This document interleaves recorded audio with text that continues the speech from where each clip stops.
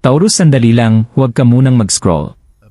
Ang mensaheng ito ay hindi basta-basta, at sa kaibuturan ng iyong puso, nararamdaman mo na rin yon. May pagbabago na nangyayari sa paligid mo ngayon. Maaaring hindi mo pa ito lubos na nauunawaan, pero may tahimik na pag-ikot ng enerhiya, lalo na sa iyong pinansyal na buhay. At kung kamakailan ay nakakaramdam ka ng pressure, kalituhan, o kahit kaunting kawalan ng pag-asa pagdating sa pera, ito mismo ang dahilan kung bakit kailangan mong marinig ito ngayon. Dahil ang susunod na darating ay hindi maliit. Hindi ito basta pagkakataon lang, ito ay isang breakthrough.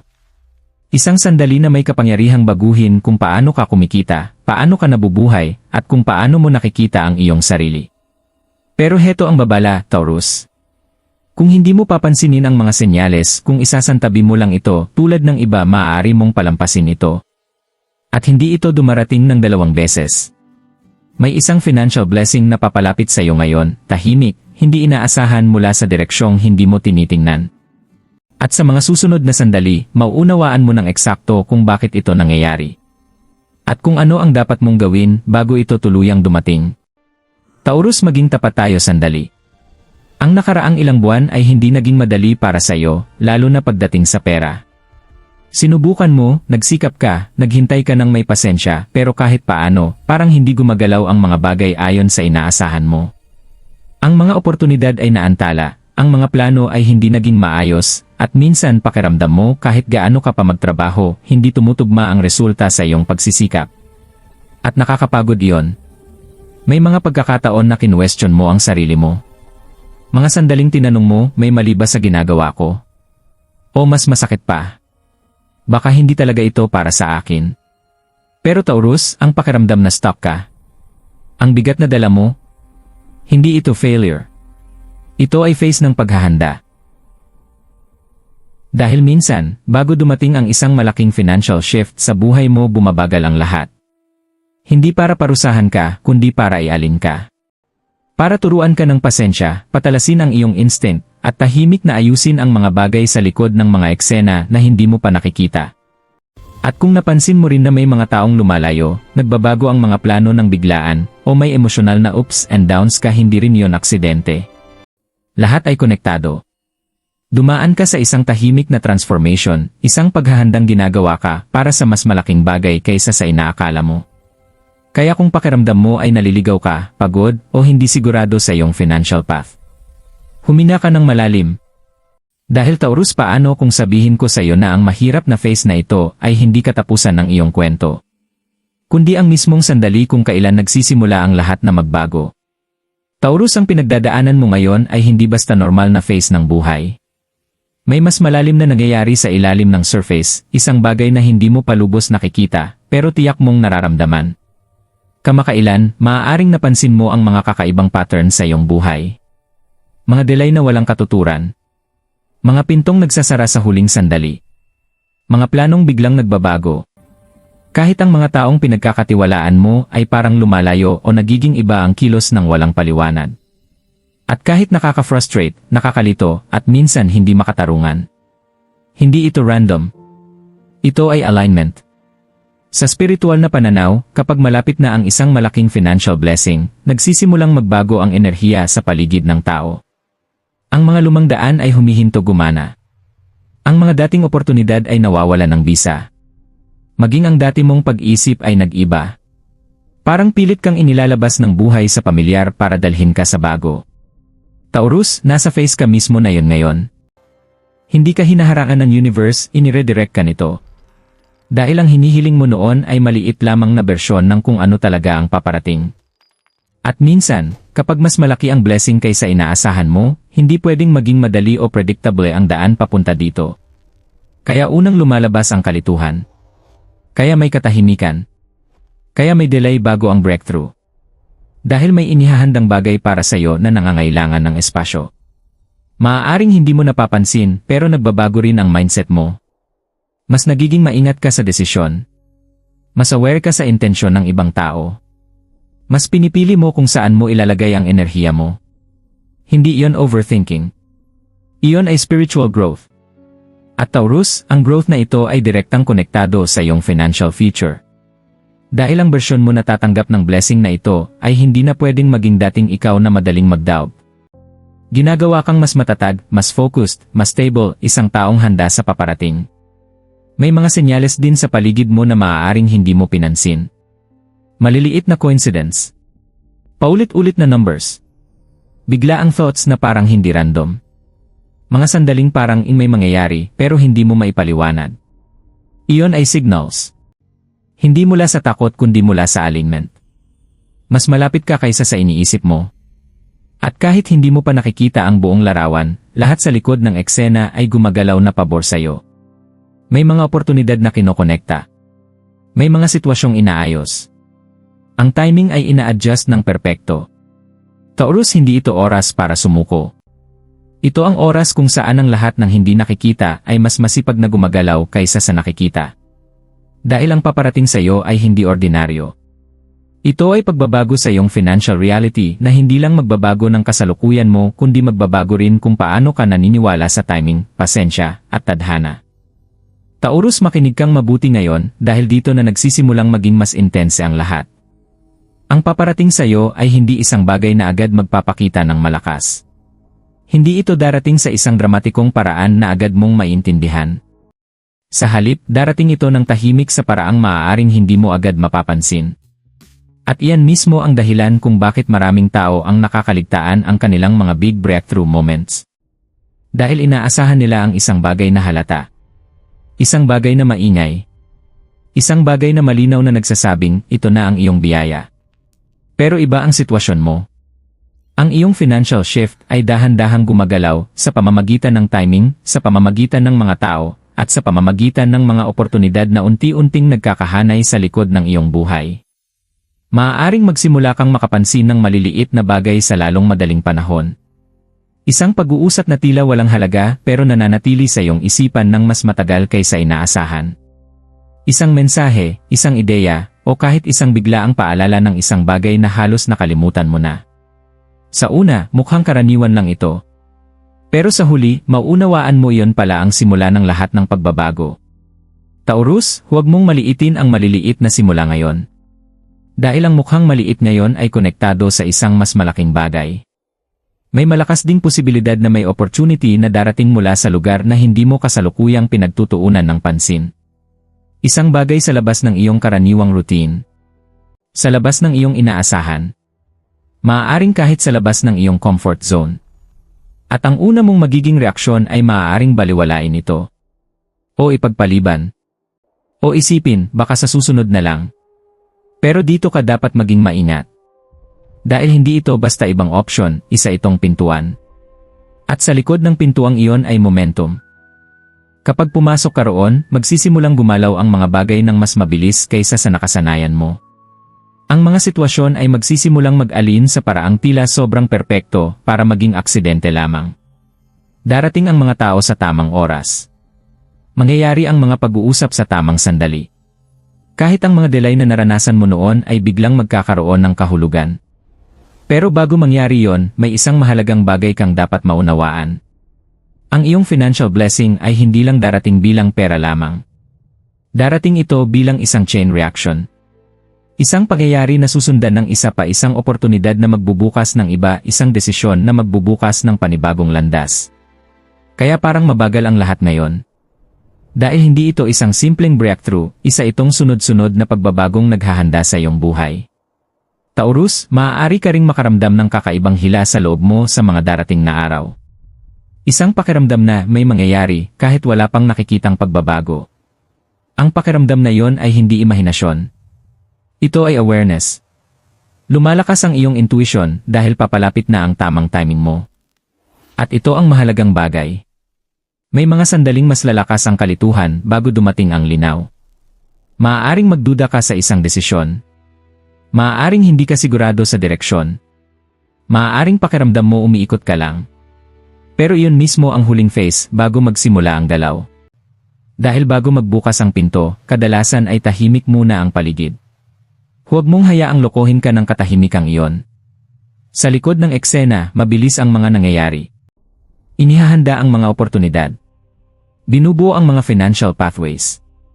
At ang mga koneksyon na dati ay imposible, unti-unting nagiging posible. Taurus, mas malapit ka kaysa sa iniisip mo batay sa kasalukuyang sitwasyon mo. At kung magbibigay ka ng maingat na pansin, mapapansin mong unti-unti ka nang ginagalaw ng buhay patungo sa isang bagay na hindi mo planado pero para sa'yo.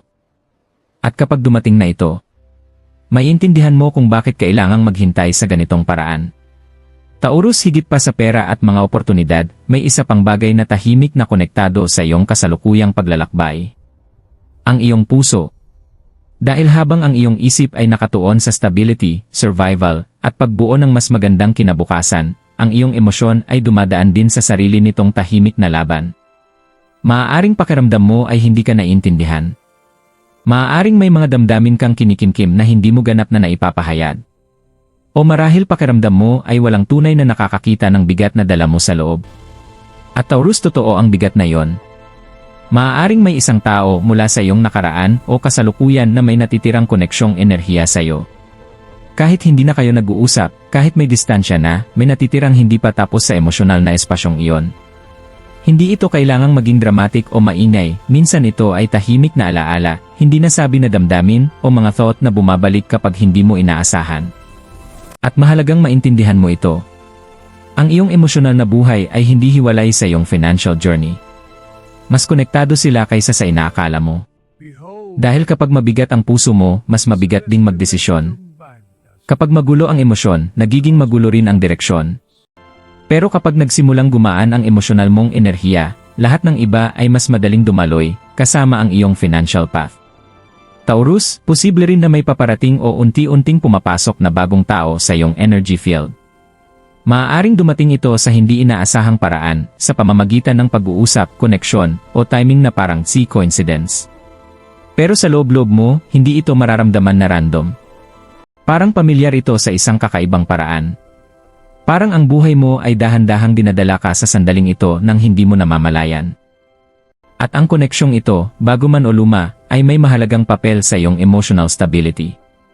Hindi para kumumpleto sa iyo, kundi para suportahan ang bersyon mo na mas lumalakas ngayon. Dahil sa ngayon, hindi ka na ang parehong Taurus noon. Mas aware ka. Mas maingat. Mas protective sa iyong energy. At mas mapili sa kung sino ang pinapalapit mo sa iyong puso. Iyan ay growth. Pero Taurus, huwag mong hayaang isara ng mga nakaraang disappointment ang iyong puso ng tuluyan.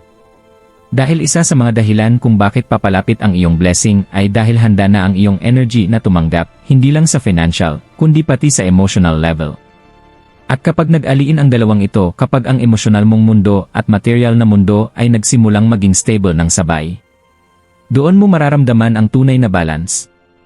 Maaaring may darating na sandali kung saan bigla mong maiisip ang isang tao nang walang dahilan. O may alaala na babalik na mas matindi kaysa dati. Huwag mo itong baliwalain. Hindi ito nandito para guluhin ka, nandito ito para ipaalala ang kailangan pang maunawaan, maayos, o mapaghilom. Dahil kapag gumaan ang emotional space na yon, ang iyong external na buhay ay mas nagbubukas sa paraang hindi mo inaasahan. Taurus, hindi lang ito tungkol sa kung ano ang iyong natatanggap. Ito rin ay tungkol sa kung ano ang iyong pinapakawalan. At pareho silang nangyayari sa parehong oras ng may dahilan. Kaya kapag naramdaman mo ang emotional shift sa loob mo, huwag kang matakot. Bahagi ito ng iyong transformation. Taurus, ngayon, lahat ay nagsisimulang lumawak.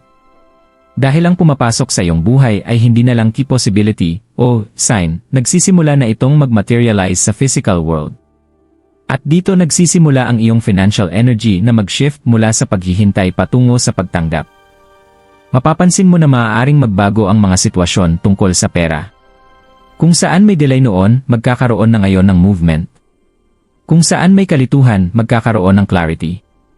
At kung saan may effort na walang resulta, magkakaroon na ng progress na makikita mo na talaga. Taurus, ito ang simula ng financial momentum. At ang momentum ay nagbabago ng lahat. Isang maliit na improvement ay susundan ng isa pa. Isang opportunity ay magbubukas ng susunod. At unti-unti, magkakaroon ng ritmo ang buhay mo kung saan ang mga bagay ay hindi na basta random, nagsisimula na silang mag-alin.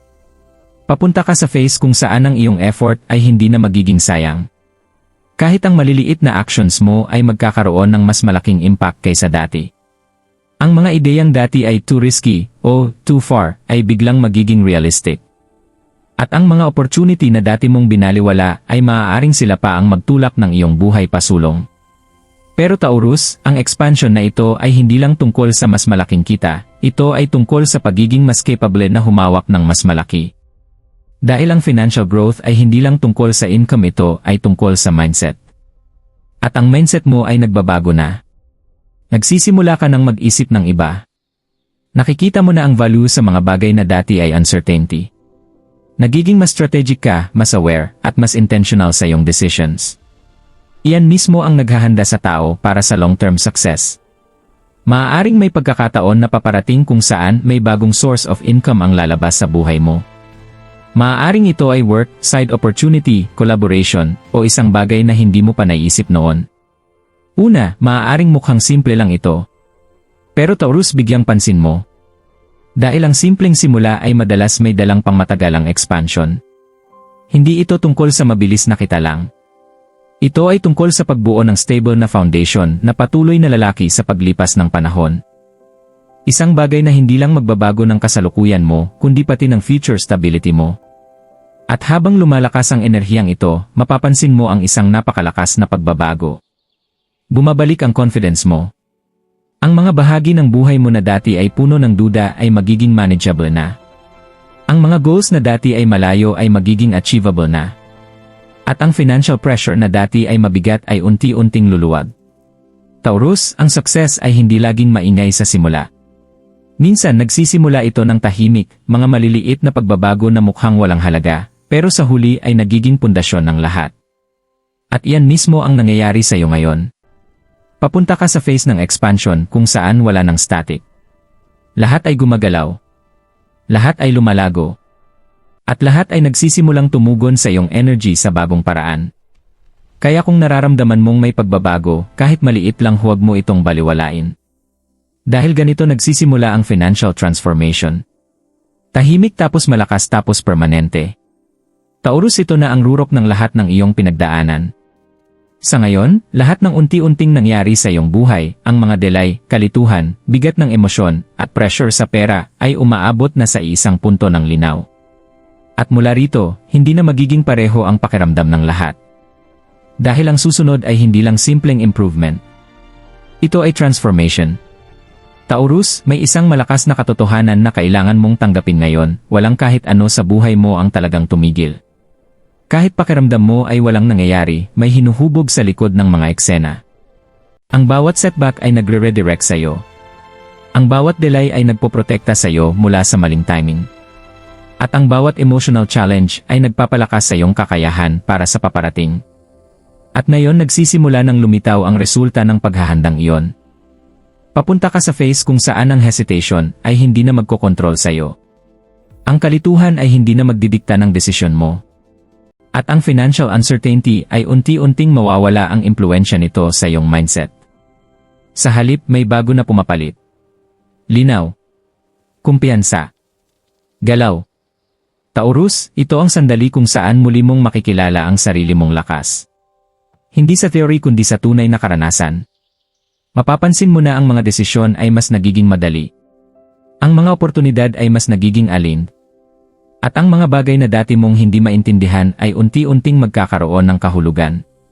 At pinakamahalagang bahagi nito, hindi mo na hinahabol ang iyong blessing, kundi ang blessing na mismo ang lumalapit sa iyo.